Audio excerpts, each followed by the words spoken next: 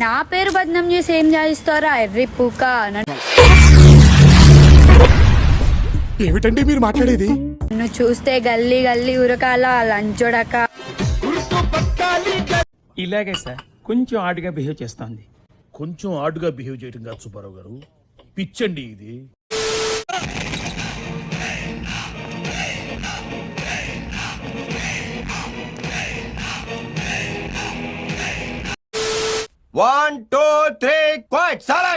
నువ్వే మాట్లాడుతున్నారా?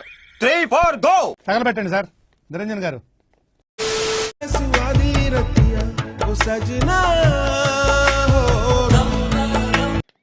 ఏంట్రా ఏం చేస్తున్నారా?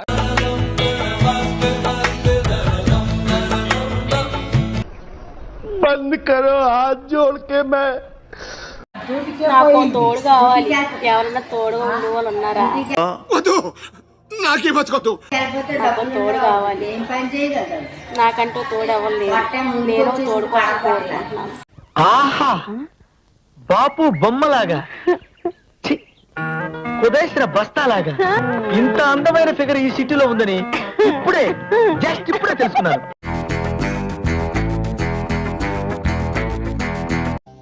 అనే ఎవరిది?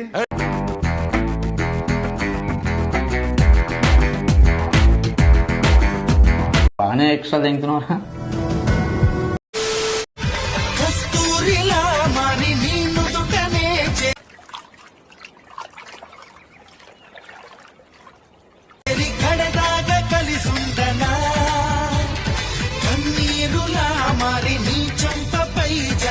మిరపకాయలు కొట్టి కారం పొడి గుద్దలా గుక్కితే గావు గావు అని మంట కావాలి.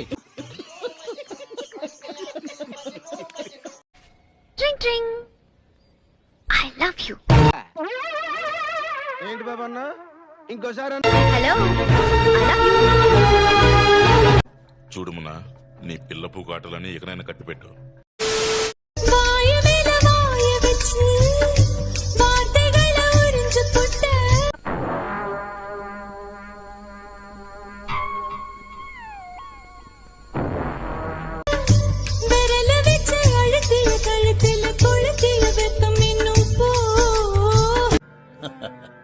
వేసేవాడెవడు,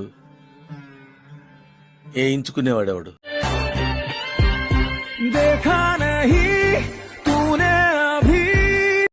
అంటే పబ్లిక్ అయిపోయారంటారా మీరు? బరితెకించేశారా?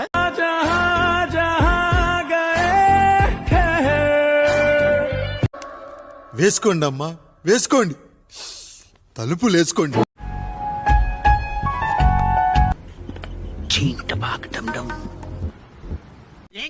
ఏం కాలేదు, జస్ట్ అద్దం పగిలింది అంతే.